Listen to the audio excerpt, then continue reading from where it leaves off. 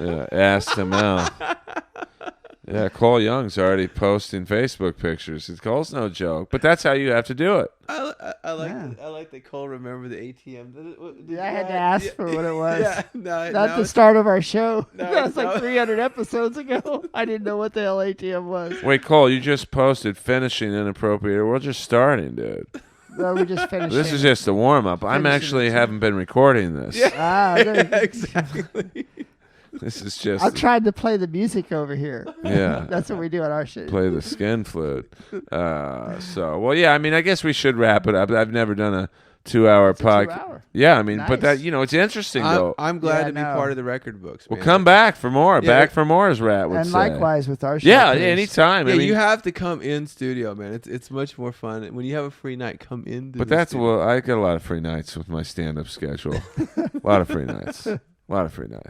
Well, you might be doing some of your We- banging chicks, ladies. No, I'm We good. might have to do a road gig just to find out where the hell Eddie Jarvis is. Yeah, so people have been asking about him on Facebook, and he hasn't updated his Facebook in like a couple of months or something. I mean, comedy's a tough game, man. Maybe jail.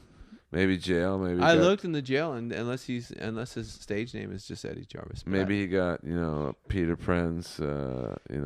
That's the one story I think you guys were alluding to early. I know. I wanted to do the knitting factory story. Oh. we were That's talking the about your story. dick. I take that back. That was had to my be the Chris. That was my favorite Earl's dick story. Was the knitting factory. with We'll Peter leave. Prince. This is what we're going to end with. All right.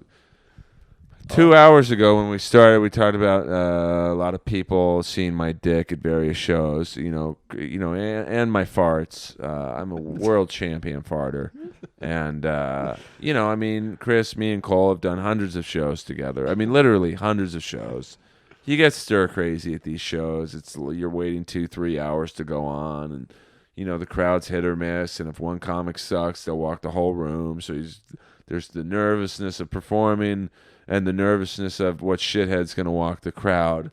So I would fart at Ireland's 32 just to get the room going.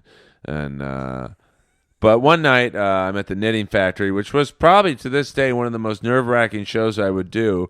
Knitting Factory was this big rock club, and they had 3 rooms. And the comedy was in the small room on Sunday nights. And, a lot of heavy hitters were there. Like Nick Swartzen would go and watch. He'd never perform. He would just watch. And Anthony Clark would be there. And he was a big comic at the time and still is, I guess. Ian Bagg would go there and kill. And, you didn't want to go on after Ian Bagg because he would just destroy the room like, like no one could. And one night, Peter Prince was on stage bombing. I mean, just bombing. Like we could have found Bin Laden with these bombs. I mean, dead silence in this room. And when it was dead silent in the Knitting Factory room, it was awkward because just everyone looked at you. It was like a CBGBs of comedy. Like you were just, the crowd was on top of you, and if they didn't like you, you knew it. And all of a sudden, he started getting these huge laughs because about halfway through his act, I had snuck around the back and behind the curtain, and I noticed there was a perfectly sized hole in the curtain. And I knew his act well enough where I knew where the punchlines were coming. So what would happen toward the tail end of his set is I would stick my dick through the hole in the curtain. and I was fully hard. I'm jacking off behind the curtain. I'm thinking of anything just to get me a huge boner. My dick was pretty beefy, and so he would do this joke. I don't know what, I didn't even remember his act, and right as I knew the punchline would come, I'd stick out my massive throbbing boner through the curtain, and the crowd would just go ape shit.